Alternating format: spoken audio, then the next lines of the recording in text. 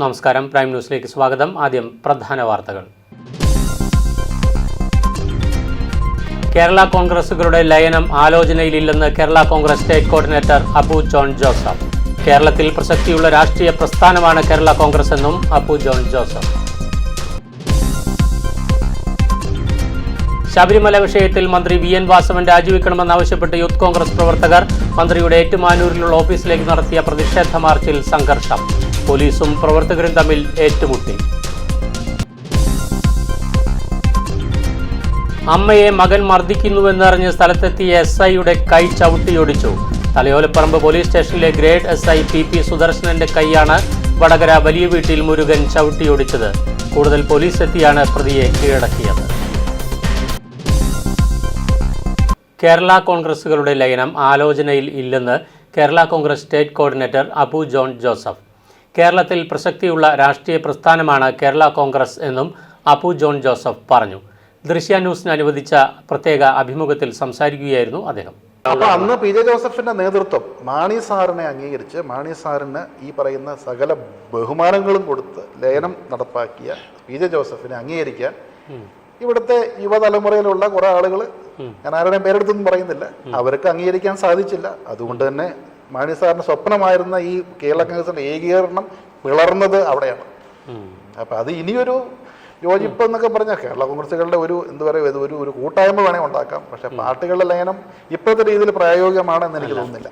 അല്ല, ഒരു മുന്നണി സംവിധാനത്തിൽ ഇപ്പോൾ കേരള കോൺഗ്രസ് എന്ന് പറയുന്ന പാർട്ടി ഒരു ഐക്യജനാധിപത്യ മുന്നണിയിൽ ഉള്ള പ്രബല കക്ഷികൾ, ഇപ്പം കോട്ടയം ജില്ല എടുക്കുകയാണെങ്കിൽ അല്ലെങ്കിൽ ഇടുക്കി ജില്ല എടുക്കുകയാണെങ്കിൽ മധ്യ കേരളത്തിൽ തീർച്ചയായിട്ടും കേരള കോൺഗ്രസിന് ഒരു വലിയ റോള് അവിടെ പ്ലേ ചെയ്യാനുണ്ട്.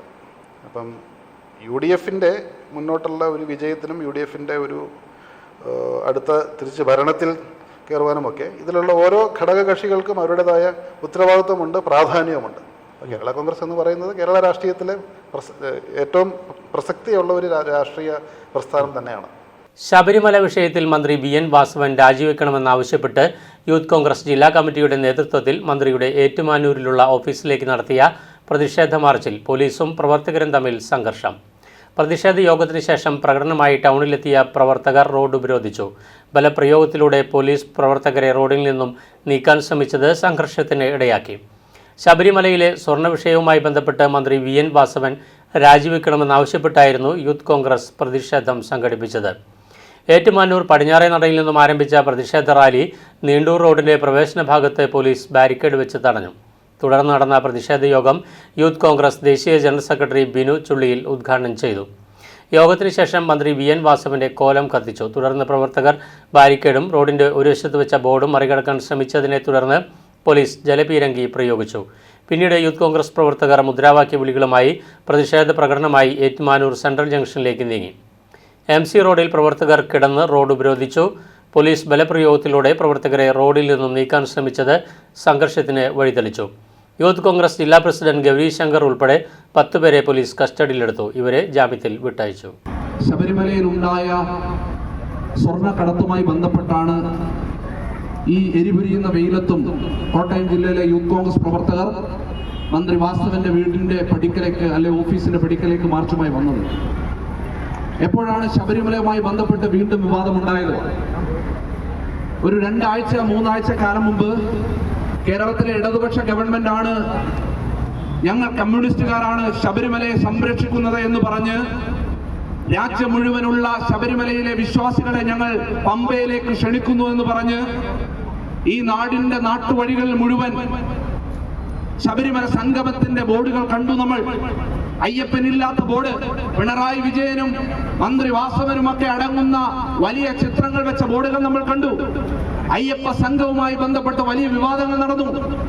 ആ അയ്യപ്പ സംഗമം കഴിഞ്ഞ ദിവസങ്ങൾ കഴിയുമ്പോൾ കേരളത്തിലെ മുഖ്യധാരാ മാധ്യമങ്ങളിലൂടെ കേരളീയ സമൂഹം അറിയുകയാണ്, ഹൈക്കോടതിയുടെ ഇടപെടലിന്റെ അടിസ്ഥാനത്തിൽ അറിയുകയാണ്, ദ്വാരപാലക വിഗ്രഹവുമായി ബന്ധപ്പെട്ട് ഈ കേരളീയ സമൂഹം ഞെട്ടലോടെ കൂടി കാണുന്നു. അന്ന് മന്ത്രി പറയുന്നു, എനിക്ക് അറിയില്ല ഇങ്ങനെ ഒരാളെ എന്നാ പറയുന്നത്.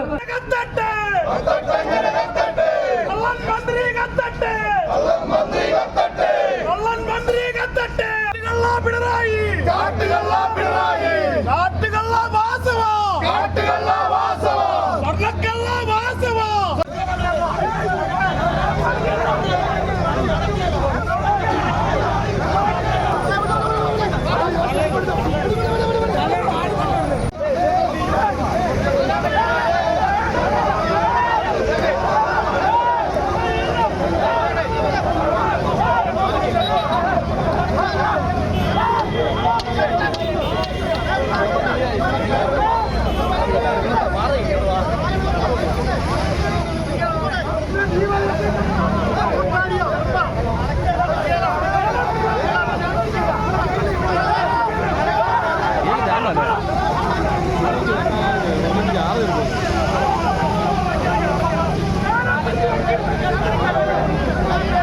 പാലാ പിഴകിൽ സ്കൂളിൽ മോഷണം.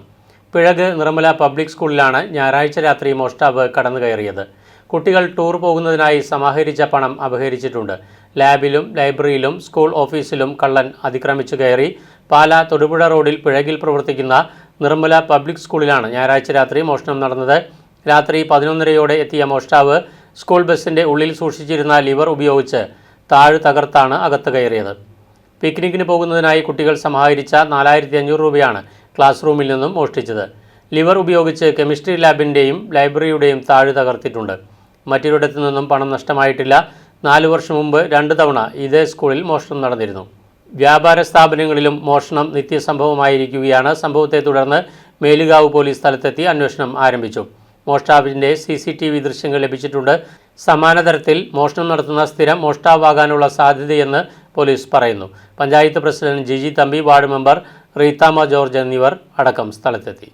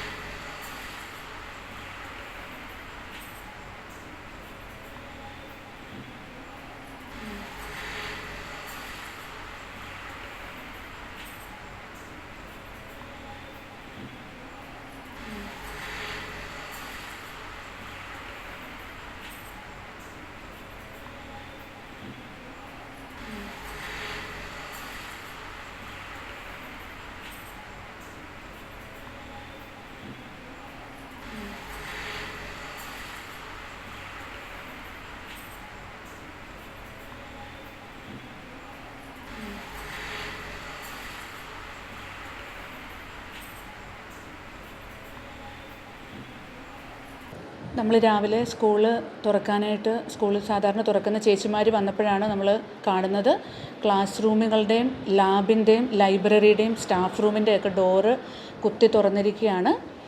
ടീച്ചേഴ്സിൻ്റെ ഡ്രോവർ അങ്ങനെയൊക്കെ ഒരു ക്ലാസ് റൂമിൽ നിന്ന് കുറച്ച് പൈസ നഷ്ടപ്പെട്ടിട്ടുണ്ട്. ഇതിനു മുമ്പ് ഒരു 4 വർഷം മുമ്പ് ഇതുപോലെ ഒരു തെഫ്റ്റ് ഇവിടെ നടന്നിട്ടുള്ളതാണ്. നമ്മൾ അപ്പോൾ തന്നെ നമ്മൾ പോലീസ് സ്റ്റേഷനിൽ വിവരം അറിയിച്ചു. മേലുകാവ് പോലീസ് സ്റ്റേഷനിൽ നിന്ന് 3 SIമാർ ഇവിടെ എത്തി. അവർ കാര്യങ്ങൾ അന്വേഷിച്ചു. അതോടൊപ്പം തന്നെ നമ്മുടെ member, panchayat president, PTA president, parents 2-3 പേര് PTAയിലുള്ള അംഗങ്ങളെത്തി. അതോടൊപ്പം തന്നെ പള്ളിയിൽ നിന്ന് കൈക്കാരന്മാരും പള്ളിയിലെ ആൾക്കാരുമൊക്കെ എത്തി നമ്മളെ സഹായിച്ചു. ഇപ്പോൾ കാര്യം എന്താണെന്ന് ചോദിച്ചാൽ ഇങ്ങനെ നഷ്ടങ്ങൾ വന്നുകൊണ്ടിരിക്കുന്നു. ഓഫീസിൽ കയറിയിട്ടില്ല എന്നെങ്കിലും ക്ലാസ് റൂമും ലാബും ലൈബ്രറി അതൊക്കെ നമുക്കതുപോലെ പ്രധാനമാണ്. സ്റ്റാഫ് റൂം എന്ന് പറയുമ്പോൾ അതും ഒരു ഓഫീസ് പോലെ തന്നെ ഇമ്പോർട്ടൻ്റ് ആയിട്ടുള്ളൊരു സ്ഥലമാണ്. ഇങ്ങനെ ആൾക്കാർ കയറി അത് നശിപ്പിക്കുന്നു എന്ന് പറയുമ്പോൾ നമുക്ക് അതിൻ്റേതായ ഒരു വിഷമമുണ്ട്. അപ്പോൾ എന്തെങ്കിലുമൊക്കെ രീതിയിൽ നമുക്ക് എന്തെങ്കിലുമൊക്കെ തീരുമാനങ്ങൾ എടുക്കാൻ പറ്റുമെങ്കിൽ അത് നല്ലതായിരിക്കും എന്ന്. കോട്ടയം ജില്ലയിലെ മലയോര പ്രദേശങ്ങളിൽ ആനയും കടുവയും പുലിയും പതിവായി നാട്ടിലിറങ്ങുന്നത് ജനങ്ങളുടെ സാധാരണ ജീവിതത്തിന് തടസ്സമാകാൻ തുടങ്ങിയിട്ട് കാലങ്ങളായി. ജില്ലയിലും ജില്ലാ അതിർത്തിയിലുമായി 5 പേരാണ് കഴിഞ്ഞ 5 വർഷത്തിനിടെ കാട്ടാനയുടെയും കാട്ടുപോത്തിൻ്റെയും ആക്രമണത്തിൽ കൊല്ലപ്പെട്ടത്. വന്യജീവി നിയന്ത്രണ ബില്ല് സർക്കാർ എങ്ങനെ തയ്യാറാക്കി കേന്ദ്രത്തിന് നൽകും എന്നതല്ലാതെ വന്യജീവികളെ വനത്തിനുള്ളിൽ നിർത്തുവാൻ നടപടിയുണ്ടാകുമോ എന്നതാണ് കർഷകരുടെ ചോദ്യം. സാറേ വണ്ടി നാട് നഗരഭേദമന്യേ കാട്ടുപന്നിയും കുറുനരിയും കുരങ്ങും കേഴയും മയിലും നിറഞ്ഞിരിക്കുന്നു. മരണകാരണമാകാവുന്ന പേവിഷബാധ ഇളക്കിവിടുന്ന കുറുനരികളെ കൊന്നൊടുക്കാനും നിയമം വേണം. പെറ്റുപെരുകിയ കാട്ടുപന്നികളെയും കൊന്നൊടുക്കി കർഷകരെ രക്ഷിക്കണം. വിളനാശമുണ്ടാക്കുന്ന കുരങ്ങിനെയും മയിലിനെയും നാട് കടത്തണം. കർഷകർക്ക് വനഭൂമിയിൽ 1 ഇഞ്ച് പോലും ആവശ്യമില്ല. എന്നാൽ ജില്ലയിൽ വനം അതിരിടുന്ന 12 പഞ്ചായത്തുകളിലെയും ജനങ്ങളുടെ ദുരവസ്ഥയ്ക്ക് പരിഹാരമുണ്ടാകണം. 10 വർഷത്തിനിടെ കാട്ടുപന്നിയും കുറുനരിയും ജനനിബിഡമായ ഗ്രാമങ്ങളിൽ ഇത്രത്തോളം പെരുകിയ സാഹചര്യത്തിൽ അടുത്ത 10 വർഷം കഴിഞ്ഞാൽ മനുഷ്യജീവിതം പൊറുതിമുട്ടി വീടൊഴിഞ്ഞു പോകേണ്ട സ്ഥിതിയുണ്ടാകും.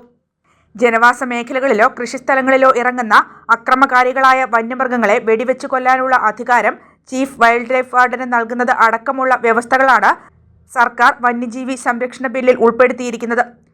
പമ്പ, അഴുത വനമേഖലകളിൽ നിന്ന് 100-ലേറെ കാട്ടാനകളാണ് ജനവാസ മേഖലകളിലെത്തി ഏറെക്കാലങ്ങളായി നാശം വിതയ്ക്കുന്നത്. News bureau, Erumeli. Kottayam medical college ആശുപത്രി കെട്ടിടം തകർന്നു വീണ് മരിച്ച തലയോലപ്പറമ്പ് സ്വദേശി ബിന്ദുവിൻ്റെ മകൻ നവനീതിന് സംസ്ഥാന സർക്കാർ വാഗ്ദാനം ചെയ്ത ദേവസ്വം ബോർഡിലെ ജോലിയിൽ നവനീത് പ്രവേശിച്ചു. വൈക്കം അസിസ്റ്റന്റ് എഞ്ചിനീയർ ഓഫീസിൽ ഓവർസിയറായിട്ടാണ് നിയമനം. ഇന്ന് രാവിലെ 11 മണിയോടെ ദേവസ്വം മന്ത്രി VN വാസവൻ്റെ സാമീപ്യത്തിൽ Travancore Devaswom board Kottayam division executive engineer VU ഉപ്പിലിയൻ്റെ മുമ്പാകെ എത്തി നിയമന ഉത്തരവ് കൈപ്പറ്റിയാണ് നവനീത് ചുമതലയേറ്റത്. ഉടൻ തന്നെ വൈക്കത്ത് ഓഫീസിലെത്തി ജോലിയിൽ പ്രവേശിച്ചു. നവനീതിൻ്റെ സർക്കാർ ജോലിയടക്കം സംസ്ഥാന സർക്കാരിനോട് ബിന്ദുവിൻ്റെ കുടുംബം ആവശ്യപ്പെട്ട എല്ലാ ഉറപ്പും പാലിക്കപ്പെട്ടിരിക്കുകയാണെന്ന് മന്ത്രി VN വാസവൻ പറഞ്ഞു. എല്ലാവരുടെയും പിന്തുണയിൽ നന്ദി രേഖപ്പെടുത്തുന്നതായി ബിന്ദുവിൻ്റെ മകൻ നവനീതും പ്രതികരിച്ചു. പ്രൊഫസർ CM കുസുമൻ, നവനീതിൻ്റെ ബന്ധു ഗിരീഷ് എന്നിവരും ഒപ്പമുണ്ടായിരുന്നു. കഴിഞ്ഞ ജൂലൈ 3-ാം തീയതിയാണ് മെഡിക്കൽ കോളേജ് ആശുപത്രിയിൽ മകളുടെ ചികിത്സാർത്ഥമെത്തിയ തലയോലപ്പറമ്പ് സ്വദേശി ബിന്ദു ആശുപത്രി കെട്ടിടം തകർന്നുണ്ടായ അപകടത്തിൽ മരിക്കുന്നത്. ആരക്കുഴമൂഴിയിൽ ബൈക്കുകൾ കൂട്ടിയിടിച്ചുണ്ടായ അപകടത്തിൽ വിദ്യാർത്ഥിക്ക് ദാരുണാന്ത്യം. ഇന്ന് രാവിലെയാണ് ആരക്കുഴമൂഴിയിൽ ബൈക്കുകൾ തമ്മിൽ കൂട്ടിയിടിച്ച് അപകടമുണ്ടായത്. ആരക്കുഴ ജംഗ്ഷനിൽ നിന്നും വാഴക്കുളത്തേക്ക് പോവുകയായിരുന്ന ബൈക്കും പെരിങ്ങഴ ഭാഗത്തു നിന്നും ആരക്കുഴ ഭാഗത്തേക്ക് പോവുകയായിരുന്ന ബൈക്കുമാണ് കൂട്ടിയിടിച്ചത്. പെരിങ്ങഴ താണിക്കുഴിയിൽ അഭിഷേകാണ് മരണമടഞ്ഞത്. 20 വയസ്സായിരുന്നു. ഇടിയുടെ ആഘാതത്തിൽ അഭിഷേകിൻ്റെ തലയ്ക്ക് ഗുരുതരമായി പരിക്കേറ്റിരുന്നു.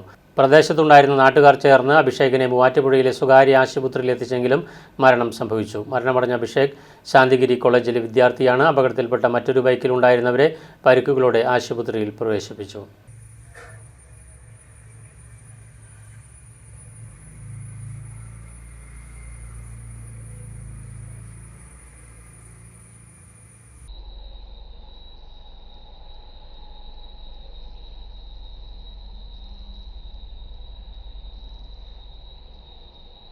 ത്രിതല പഞ്ചായത്ത് തെരഞ്ഞെടുപ്പിന് മുന്നോടിയായി കേരള കോൺഗ്രസ് മരിയാപുരം മണ്ഡലം കൺവെൻഷൻ നടന്നു. ഇടുക്കി SNDP ഹാളിൽ നടന്ന പരിപാടി കേരള കോൺഗ്രസ് ഇടുക്കി ജില്ലാ പ്രസിഡന്റ് MJ ജേക്കബ് ഉദ്ഘാടനം ചെയ്തു. കേരള കോൺഗ്രസ് സംസ്ഥാന കോർഡിനേറ്റർ അപ്പു ജോൺ ജോസഫ് മുഖ്യപ്രഭാഷണം നടത്തി. ഉന്നതാധികാര സമിതി അംഗം നോബിൾ ജോസഫ് മുതിർന്ന പാർട്ടി പ്രവർത്തകരെ ചടങ്ങിൽ ആദരിച്ചു. നിയോജക മണ്ഡലം പ്രസിഡന്റ് ജോയ് കൊച്ചുകാരോട്ട് വിഷയാവതരണം നടത്തി.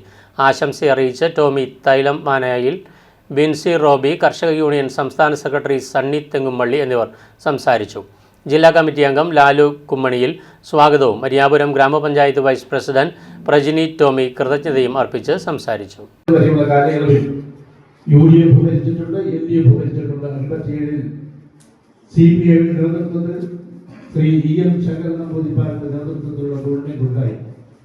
പിന്നീട് മാറി മാറി UDF ഭരിച്ചിട്ടുണ്ട്, LDF ഭരിച്ചിട്ടുണ്ട്.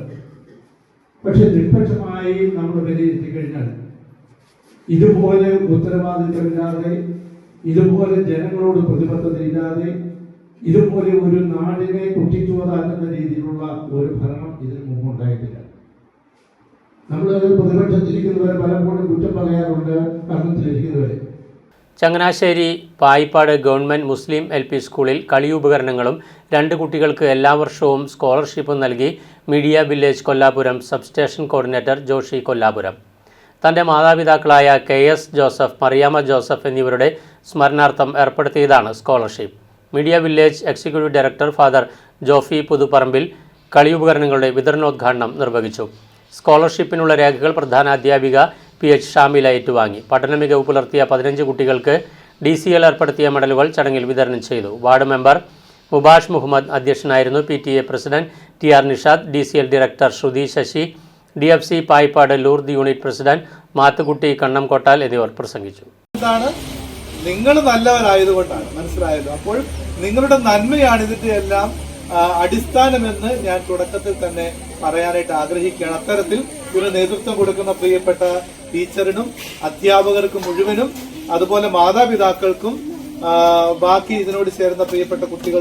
കുമരകം കോണത്താറ്റ് പുതിയ പാലം താൽക്കാലികമായി തുറന്നുകൊടുത്തു. നിർമ്മാണം നടക്കുന്നതിനാൽ ഒരു വശത്തുകൂടെ മാത്രമാണ് വാഹനങ്ങൾ കടത്തിവിടുക. ഏറെ നാളത്തെ കാത്തിരിപ്പിനൊടുവിലാണ് കോട്ടയം കുമരകം റോഡിലെ കോണത്താറ്റ് പുതിയ പാലത്തിലൂടെ ഇന്നു മുതൽ താൽക്കാലികമായി ഗതാഗതം ആരംഭിച്ചത്. ബസ്സുകൾ ഉൾപ്പെടെയുള്ള വാഹനങ്ങൾ പാലത്തിലൂടെ കടത്തിവിടും. പാലത്തിന്റെ ആറ്റാമംഗലം പള്ളി ഭാഗത്തുള്ള നിലവിലെ ബണ്ട് റോഡിനോട് ചേർന്നുള്ള സമീപപാതയുടെ നിർമ്മാണം ഉടൻ തന്നെ നടത്തും. കൂടെ പാലത്തിന്റെ പടിഞ്ഞാറ് ഭാഗത്തെ തുടർ പ്രവർത്തനങ്ങളും പൂർത്തീകരിക്കേണ്ടതിനാലാണ് ഗതാഗതം ക്രമീകരിക്കുന്നത്.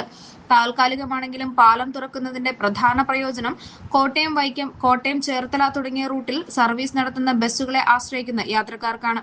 നിലവിൽ ബണ്ട് റോഡിലൂടെ വലിയ വാഹനങ്ങൾ കടത്തിവിടാത്തതിനാൽ പാലത്തിന്റെ ഇരുകരകളിൽ യാത്ര അവസാനിപ്പിക്കുന്ന ബസ്സുകളിൽ നിന്ന് ഇറങ്ങി മറുഭാഗത്തെത്തി അവിടെ കിടക്കുന്ന അടുത്ത ബസ്സിൽ കയറി തുടർയാത്ര നടത്തേണ്ടിയിരുന്നു. ഇതോടൊപ്പം തിരക്കേറിയ സമയത്തെ ഗതാഗതക്കുരുക്കും വലിയ ദുരിതമാണ് സൃഷ്ടിച്ചിരുന്നത്. മഴ മാറി കാലാവസ്ഥ അനുകൂലമായാൽ പാലത്തിന്റെ പ്രവേശന ഭാഗത്തെ പണികൾ കൂടി അതിവേഗം നടത്തി വൈകുന്നേരത്തോടെ ഗതാഗതം ആരംഭിക്കാനാണ് ലക്ഷ്യം. ടാറിംഗ് അടക്കം പൂർത്തിയാക്കി പാലത്തിന്റെ ഔദ്യോഗിക ഉദ്ഘാടനം പിന്നീട് നടക്കും. രാഷ്ട്രപതിയുടെ കുമരകം സന്ദർശനം ഈ മാസം 23-ന് നടക്കുന്നതിനാൽ പുതിയ പാലത്തിനൊപ്പം ബണ്ട് റോഡിലൂടെയും ഗതാഗതം തുടരും. ടൈൽ വിരിച്ച് റോഡിന്റെ പ്രധാന ഭാഗം ക്രമീകരിക്കും.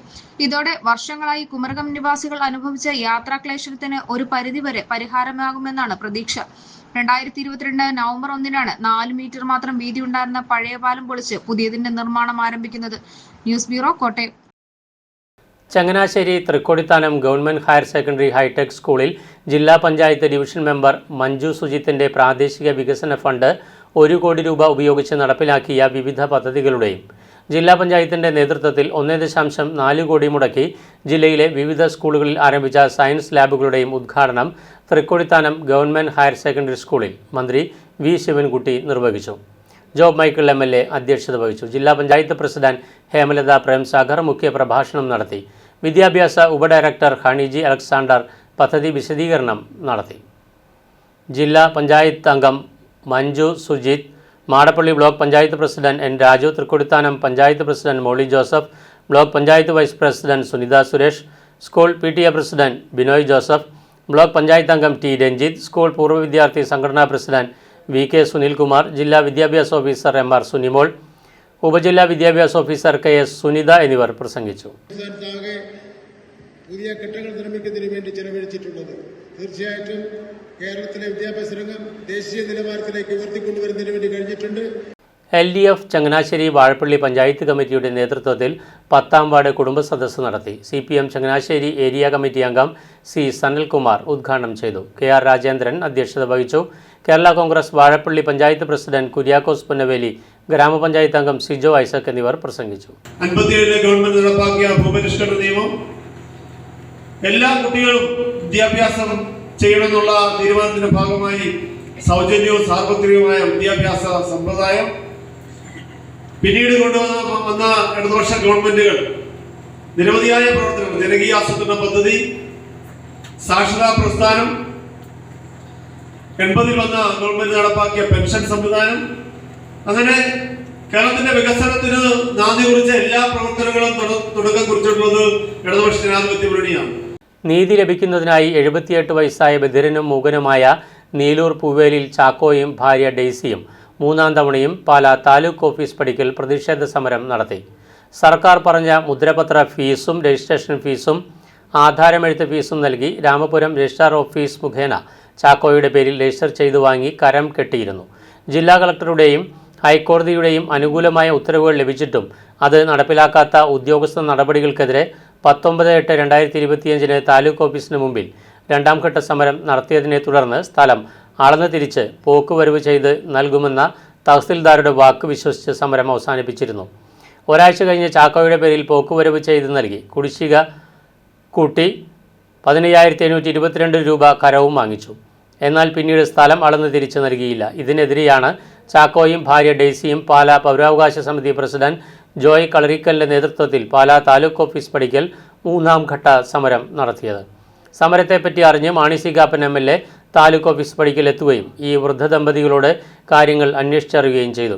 Mani C Kappan, Meenachil RDO KM Josekutty, tahsildar Littymol Thomas എന്നിവരെ സംഭവസ്ഥലത്തേക്ക് വിളിച്ചു വരുത്തുകയും പ്രശ്നം പരിഹരിക്കണമെന്ന് കർശന നിർദ്ദേശം നൽകുകയും ചെയ്തു. തുടർന്ന് 17-ന് മുമ്പായി ഇവരുടെ പ്രശ്നങ്ങൾ പരിഹരിക്കുന്നതാണെന്ന് ഉദ്യോഗസ്ഥർ ഉറപ്പു നൽകി. 17-ാം തീയതി ഹിയറിങ്ങിന് വെച്ചിട്ടുണ്ട്. ഇന്നിപ്പം എത്ര തീയതി? 13ആയില്ലേ, 4 ദിവസമേ ഉള്ളൂ. ഹിയറിങ് കഴിഞ്ഞാൽ ഉടനെ സർവേറെ കൊണ്ട് അളപ്പിച്ച് നിങ്ങൾ ഭൂമി നിങ്ങളുടേതാക്കി മാറ്റിത്തരും. ഇനി സമരം ഒരിക്കേണ്ട കാര്യമില്ല. സാറേ, ഞങ്ങൾ ആവശ്യപ്പെടുന്നത് ഞങ്ങൾക്ക് ഹിയറിങ്ങിന് ഒന്നും പറയാനില്ല, ഒരു രേഖയും കൊടുക്കാൻ. നിങ്ങൾ ഹിയറിങ്ങിന് പറയണ്ട, നോട്ടീസ് തന്നെ ഞങ്ങൾ സ്ഥലം അളക്കുന്നുണ്ട്. എതിർകക്ഷികളെ വിളിച്ചിരിക്കുന്നു. ആ എതിർകക്ഷികൾക്ക് പറയാനുള്ള കേൾക്കണ്ടേ? നിയമവിഷയം അനുസരിച്ച് ഹൈക്കോടതിയിൽ ഓർഡറുണ്ട്. എതിർകക്ഷികൾക്ക് പറയാനുള്ളത് കേട്ടിട്ട് വസ്തു അളപ്പിച്ച് മാറ്റി തരും. പോരെ? എതിർകക്ഷികൾ വന്നില്ലെങ്കിൽ വരാതിരിക്കാൻ പറ്റില്ല. ഇതിനു മുമ്പ് പല പ്രാവശ്യം നോട്ടീസ് വിട്ടിട്ട് അവർ ഹാജരാക്കിയിട്ടില്ല, അവർ സഹകരിച്ചിട്ടില്ല സാറേ. വന്നില്ലെങ്കിൽ നേരിട്ട് വരും. ഇത് RBI അവരെ അറിയിക്കാതെ നമുക്ക് ചെയ്യാൻ പറ്റത്തില്ല. ഇതിനു മുമ്പെല്ലാം ഒരുപാട് 16 പ്രാവശ്യമെങ്കിലും അവിടെ അളക്കാൻ വന്നിട്ടുണ്ട്. കുഴപ്പമില്ല. അപ്പോഴൊന്നും അവർ വന്നിട്ടില്ല, സഹകരിച്ചിട്ടില്ല. അവർ വന്നാലും വന്നില്ലെങ്കിലും 17-ാം തീയതി വരെ വെയിറ്റ് ചെയ്യണം. നോട്ടീസ് കൊടുത്തല്ലോ. 17-ാം തീയതി അവർ വന്നിട്ടില്ലെങ്കിൽ ഇവർ നേരിട്ട് സ്ഥലത്ത് വരികയും അളപ്പിച്ച് മാറ്റിത്തരും. പ്രൈം ന്യൂസ് പൂർണ്ണമാകുന്നു. നമസ്കാരം.